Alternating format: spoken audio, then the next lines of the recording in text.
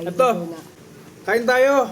May tuyo, may itlog, may corned beef, Argentina baka naman.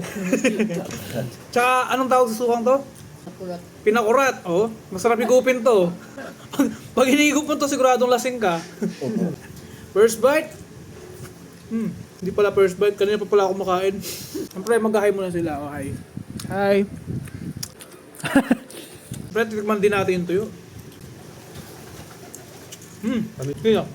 Ika. Ako? Nagtutuyo ako. Kumakain ng tuyo. Ang panay baboy eh. Tsaka Hindi naman ako kumakain ng baboy. Baboy hindi sila kumakain. Oo. Bawal sa na baboy. Manok no? Manok, baka. Yan, Pero baka. kumakain din ako ng isda.